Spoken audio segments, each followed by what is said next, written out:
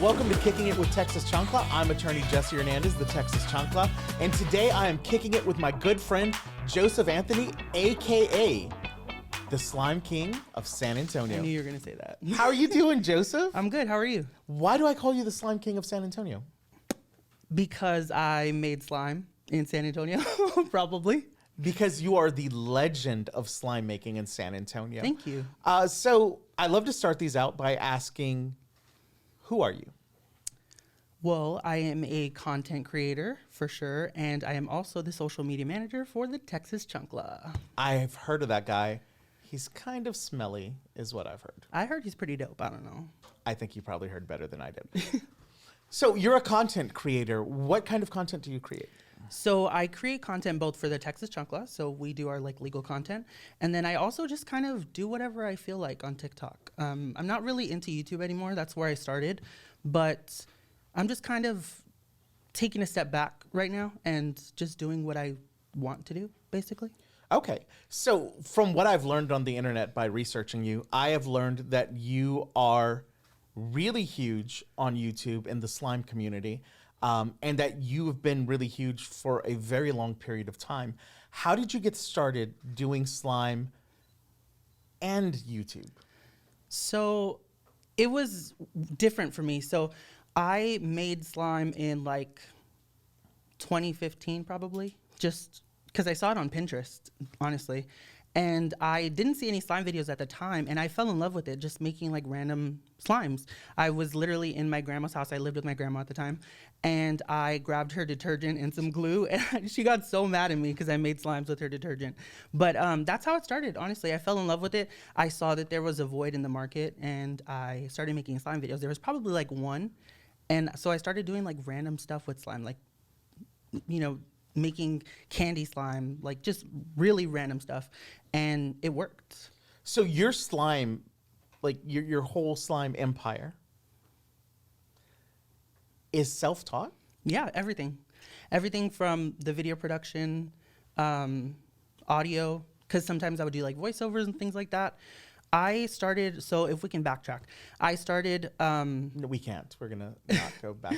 No, I started doing theater in high school. So like that's where like I realized that I wanted to be like an entertainer of some sort. I just didn't know how. So I tried everything. I did acting, I did singing, I like whatever I could get my hands on, that's what I did.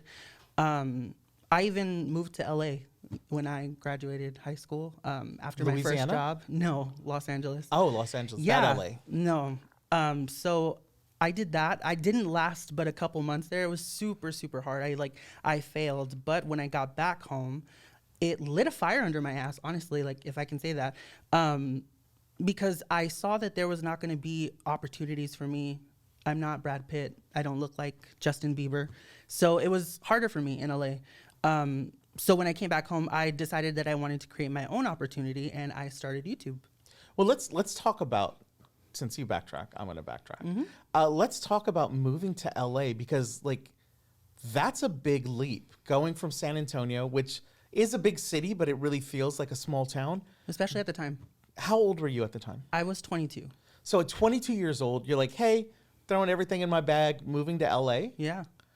And what I know 22-year-olds, if I believe my COO, Jacqueline, they don't have a fully formed frontal cortex, so they don't think things out. But what were you thinking when you made that move? I wasn't thinking at all, honestly, because I didn't even have a plan of what I was going to do when I got there. I was living in hotel rooms because I didn't even have like a place to stay. I just was literally like, I'm going, and that's it. So I really didn't have a plan. I knew how to find auditions because I was already working here in Texas, like doing short films. I've done some feature films as well. So I already kind of like knew how to find the auditions and how to find the jobs. It was just about securing the jobs, which I was not doing in LA for sure. So I really didn't have much of a plan at all. I just kind of went. I just did it. And in your mind, thinking back, did you think like, I'm really talented, I know I'm great at this, I'm going to go to LA and, you know, within a month or two, people are going to be seeing me at Santikos. Like, did you think that, or Yeah. did you know, like, hey, this is a risk, this is a gamble? No, I've always been delusional and super and super ambitious. Some people would say too ambitious, but I don't think that's the case. I truly do believe that I can do everything. Like anything that I set my mind to, I think I could do. So you went and you took this chance, which takes courage and guts in and of itself. And it didn't work out. And you came to that realization. Well, did you come to that realization, or did LA say like, hey, bro, you got to go back to San Antonio? LA humbled me real fast. Yeah. And honestly, a big part of it too was I missed my family. I had never been away from my family for that long. And that was a big part of it too. So coming home, did you feel like, hey, I've got my tail tucked between my legs. I gave it a shot. I chased the dream. It didn't pan out. Now I've got to go be an adult. Or did you think like, hey, I'm coming home. I'm going to brush myself off. I'm going to find a new plan. Like, what was your thinking at that point? Yeah, so my thinking was, so it's going to get a little deep here. So when I was in LA, I didn't really have any friends. Obviously, I was new. I would come home from work and I had nothing to do. Sometimes didn't even have anything to eat. I would go to the Dollar Tree for groceries. So like literally whatever I could find for like $15, I would grab. So I had a phone plan and I had data, so I was watching YouTube videos, and I fell in love with YouTube. I saw people creating their own opportunities. So when I came back home, that's what I decided to do. I was like, you know, you're gonna go back to the bank, go back to what you know, because I worked at a bank before, and you're gonna stay up long nights. You're gonna make these videos, and you're gonna do what you have to do to create the opportunities for yourself. So that's what I did. Back then, like, do you remember who was big on YouTube or who it was that you saw and you're like, that's cool, I would love to do that? Yes, actually, and it actually came full circle.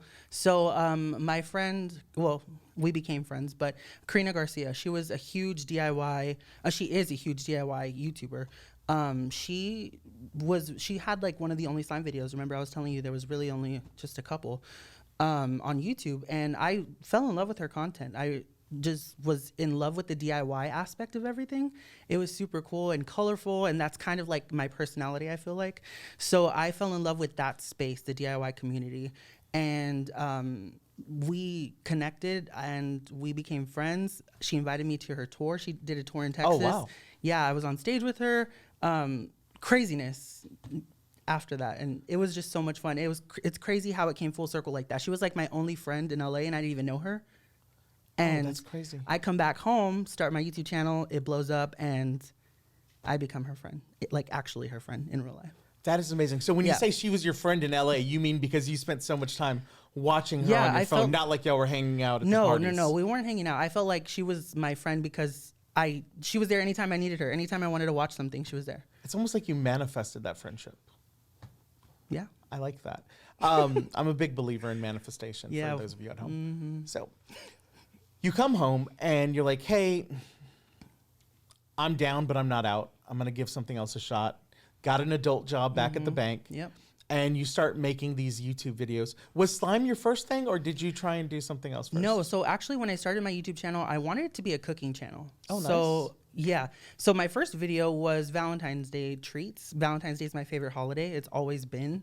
And I was making like chocolate covered Oreos, brownies, which really in hindsight is not even cooking. I'm just kind of like melting some chocolate and throwing it in there. But yeah, that was my first. And then I realized it's super, super hard to do a cooking channel on YouTube. Like it's super hard.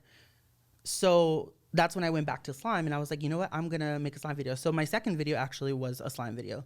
And from there, that's so weird that your first videos were cooking and that you did a lot of like treats, because I think I met you in January of last year and my birthday is in February, and I didn't get any sort of chocolate dip treats. I didn't get any kind of treat. So I just find it amazing to know that you know how to do these kinds of things. Yeah, well, you didn't see the video. Was it a disaster? It wasn't that great, to be honest. I'm not a cook. I'm not a chef. I don't know why I thought I could be one on YouTube, but that's what I decided to start with. Okay, so that I kind of saved you. fizzled out. Yeah, Well, that's my good. gift to you was not bringing you Because those I do have a treats. very delicate stomach. It's substantial, but it's delicate. Yeah.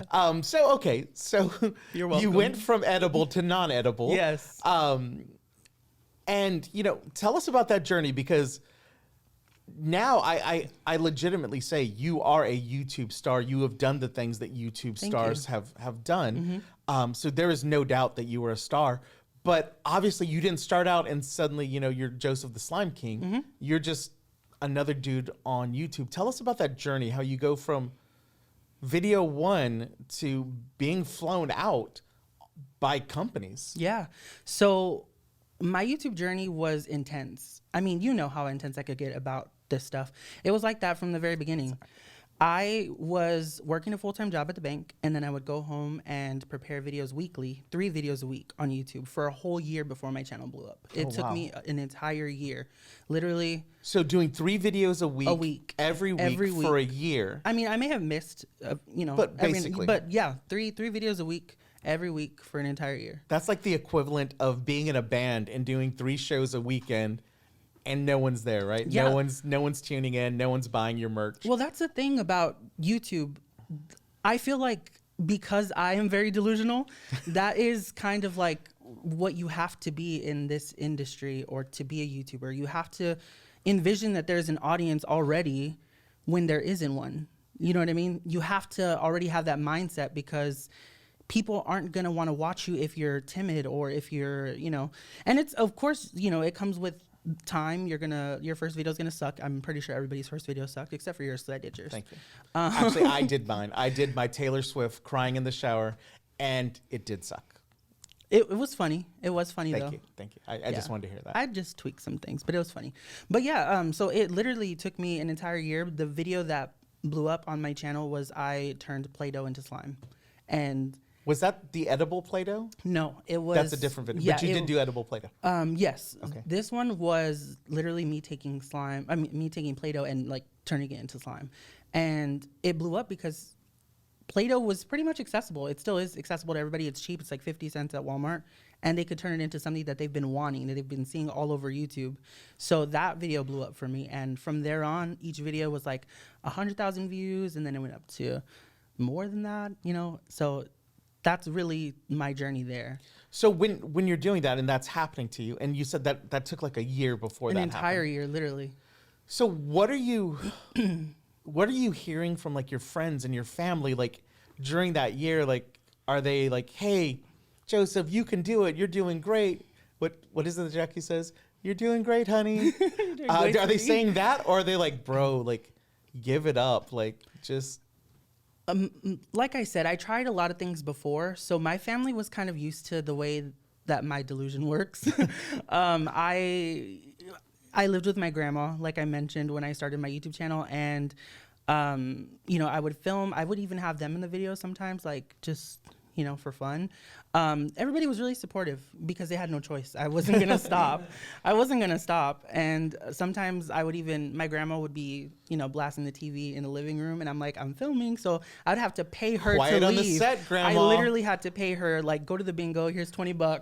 Wow, okay. I just need an hour, like Bribing grandma. So yeah, you can literally. film. But she loved it, so Okay. yeah. And then That's probably why she was doing it on purpose. Like, the louder I go, the more cash I get. yeah, and then once the checks rolled in, that's when everyone was like, you worked so hard for this, so that's cool. But like, everybody was very supportive. Yeah, That's awesome. And you're very close to your family, so that means a lot that they Yes. support you. Yes, very close. So let me ask you this. So you hit that first the big one with the Play-Doh.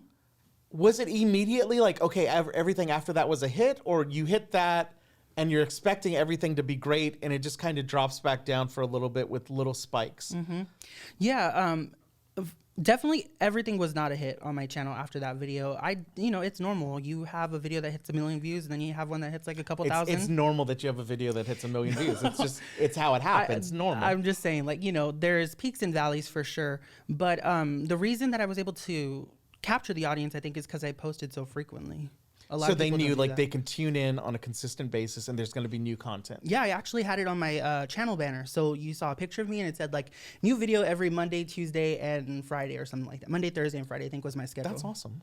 Yeah, so I was super consistent, which I think is the key as well. Like you need delusion, but also consistency. So for the people out there that don't know how this works, like what happens? Like you hit a video with 1 million views and suddenly like a check just shows up at your door, or how does that work? How do you turn creating an audience into, okay, I'm getting paid to do this now? Yeah.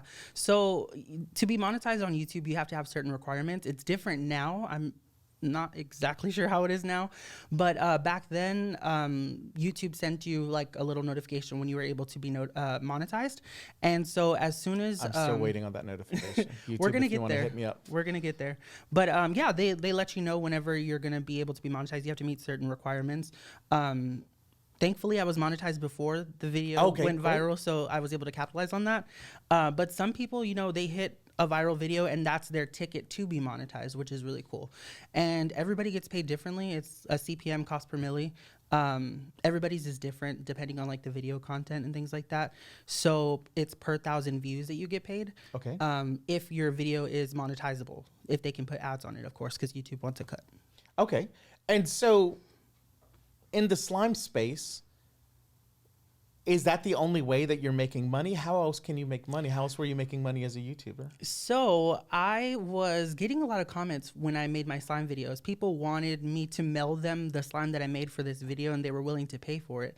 So I decided to start a slime shop, and I was making these slime videos, packaging the slimes up and dividing it into 4 and mailing it to people. And that slowly turned into another source of income for me. And after that, I was like, you know what? Let me make slime specifically for my shop. I would make hundreds of slimes. And that was unicorn slime. Unicorn slime shop. That was my thing. You know, because unicorns, glitter, everything. Everybody loves glitter. 2 eyes. Yes, because Joseph Anthony 2 eyes. Yeah. So yeah, I saw that as another source of income, and I don't come from money. So as soon as I see money, like I want to see more of it come in. You know what I mean? Like my family never really had that, and doing that, you know, it was very successful for me because I was like also one of the first slime shops as well. So it was cool. I mean, I could upload 300 listings for slimes and sell out in an hour. And I would sell these slimes at like $8 a piece. It was great. That's real money. That's it was money. real money. Mm-hmm. So when you're making that kind of money, is this still like a part-time gig that you're doing after your bank job? Or like when did you know like, hey, I've got to take advantage of this? I waited a couple months after my video went viral and I was getting paid. I waited a couple months and then I realized that I was making more money on YouTube and I was also not paying as much attention to it as I should have or as I could have. And I kind of thought to myself, well, if you do this full time, you'll be able to make more content and make more money. So that's what I did. I definitely don't suggest that you join social media for money, especially nowadays, because it's kind of hard to monetize yourself now. But that was my thinking then. But I actually did love what I was doing. It was fun. Who doesn't like to get paid to have fun? Of course. And so you're doing something that you really like and you're really enjoying it. Mm-hmm. It becomes this full-time job, but not just for you, right? You had to hire people to help you with this. Yeah, I employed my entire family. My mom quit her job. She came to help me with the shop because we were just selling out of slimes. Every single week I would restock slimes. We couldn't keep them in the store. And so I was like, I need help packaging these slimes. My mom actually, she quit her job. She was helping me make the slimes and package them. My grandma was helping me package as well. My aunt as well, my grandpa. Everybody was helping because I needed the help. It was all of the family was in on the slime business. Yes, literally. I had my cousins helping at one point. Everybody, it was all hands on deck for sure. That is amazing that everyone would come together for that. Yes. So you have that, and you're getting to be this huge personality on YouTube, but within the slime community, as I love to call you the Slime King, you do rise to being one of the I was gonna say the faces of slime. That sounds bad, but you become one of the biggest players in the slime game. Yeah. And so that brought bigger money. That brought like brand deals. Brand deals. Tell us about that. Yeah. I have been very fortunate to have worked with Elmer's Glue directly. Also Nickelodeon, Disney. I've promoted, did like social media stuff for them. And it's been fun. Elmer's, even like you mentioned earlier, Elmer's flew me out to Atlanta, Georgia, their headquarters. I got to test their products before they even launched it. I also got to meet with, representatives from Google, from Instagram, to kind of like teach us tips and tricks and stuff like that. So I've done it.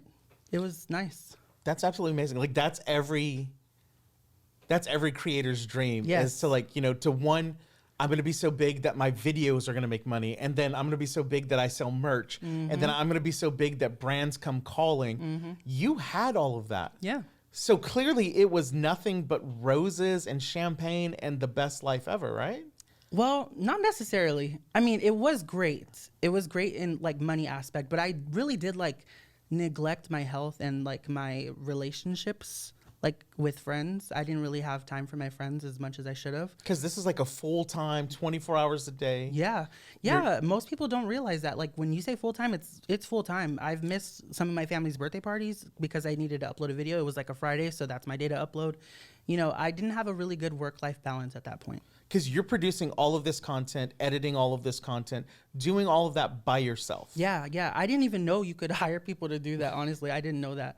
So I know a guy. Yeah. I would recommend him highly. Yeah, I hear he's great. He's amazing. Yeah, so I did everything myself, everything, full production, all of my own. And so that's working around the clock. And then you have this merch store that is doing amazing numbers, right? And it's bringing in all this money. But the problem with the merch store is you got to produce the merch. Yes.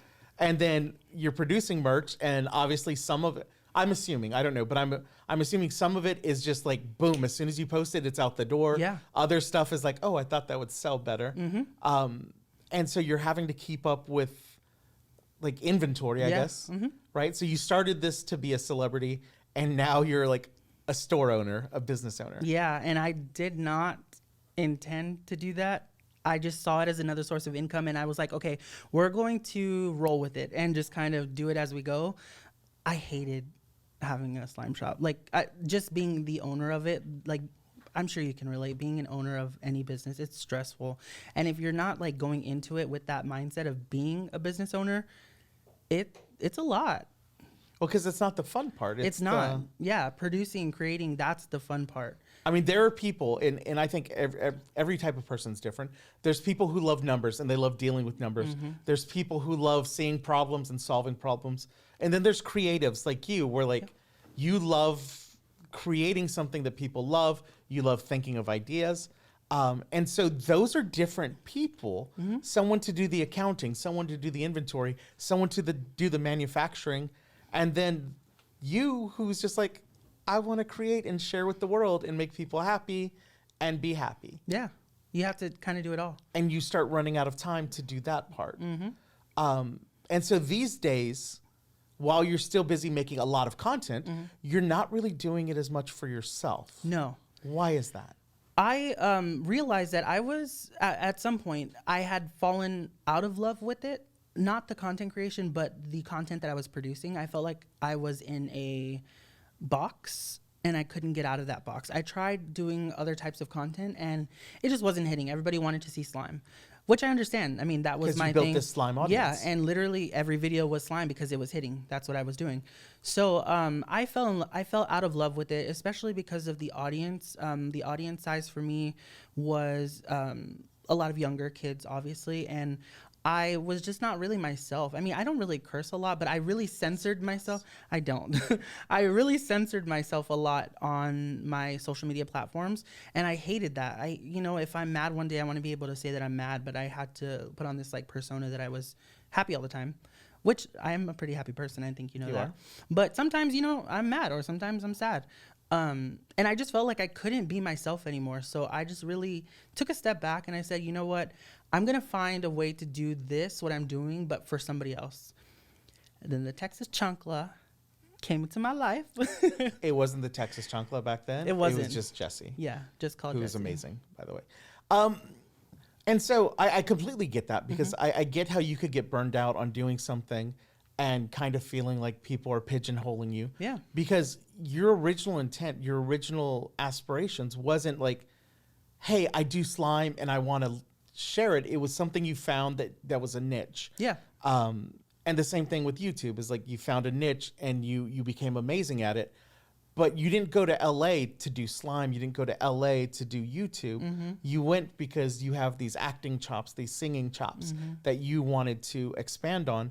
Are you doing anything now to nurture those, to nurture that? Well, I'm always creating. The good thing, that's the good thing. And you may never see it, but I'm always creating. I have an entire hard drive of songs that I write. I write almost weekly, honestly. Like, it's a lot. I film videos. There's a lot in my TikTok drafts that I probably won't ever post, but I do them for me. I love content creation. I fell in love with that. I didn't know, like I said, when I started, I just wanted to entertain. I didn't know how I was going to do it, but I knew that I was entertaining, or that I could be entertaining. So I tried everything. And content creation for me means everything. It's not just social media. It's also creating, short film scripts or doing music. I love creating in general. And within that creation realm, within the entertainment realm, you've done it all. You've been an MC. Yes. You have performed on stage at festivals. At a festival. At a festival. You've sang on stage. Yeah. You've acted in a couple of movies. There was something dog. Angel Dog. Angel Dog. Yes. And then there was Wolf. Yes. And then those are ones that have been released. Yes. There's a couple of projects that you worked on that haven't been released. Yeah. Zombie Prombi, Yes. which was you were the feature in that film. I was the lead in that feature film. Yeah. Yeah. So you've done a lot. You've done it across the spectrum.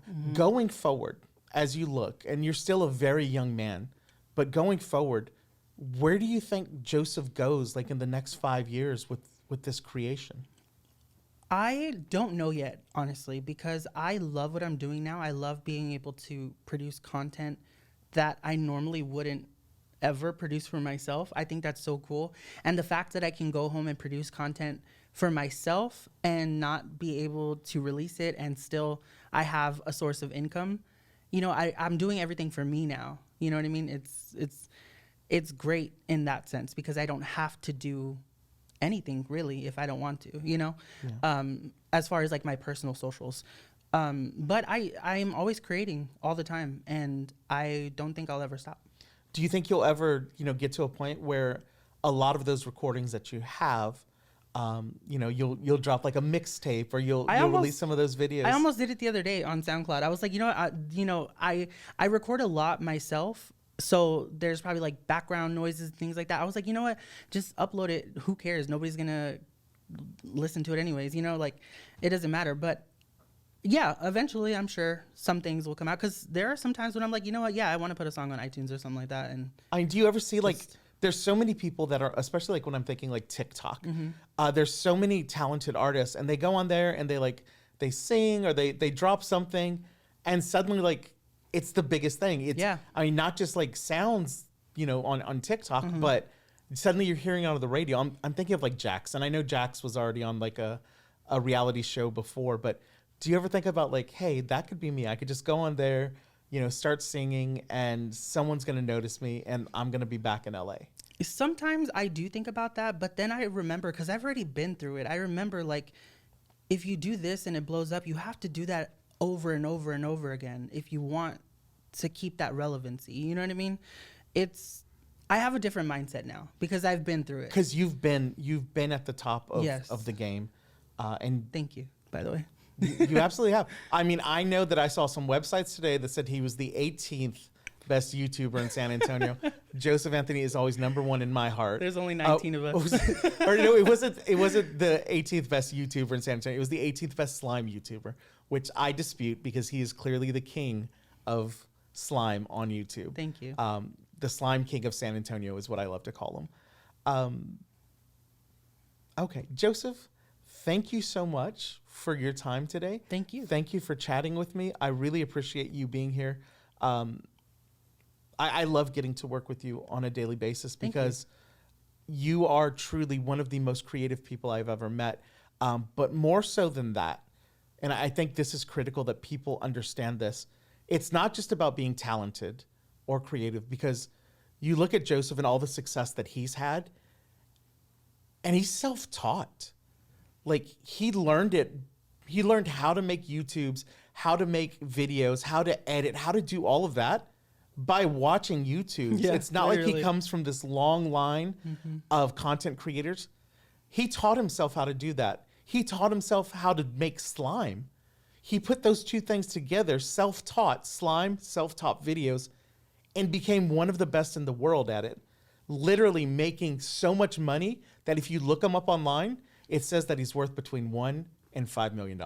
He disputes that, but I think you he's can just trying find to it- not. He's trying to not pay the lunch bill at Olive Garden. No, if you can find it, let me know. I'll happily pay for lunch. But he became the best not because like he had this raw talent that no one else had.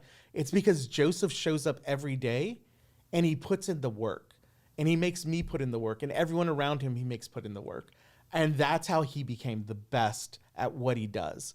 Thank you.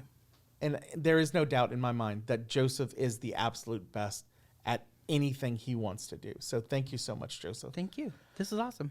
Friends, thank you for tuning in. You have been watching Kicking It with the Texas Chancla. I'm attorney Jesse Hernandez, the Texas Chancla, and this is my friend Joseph Lades. Woohoo!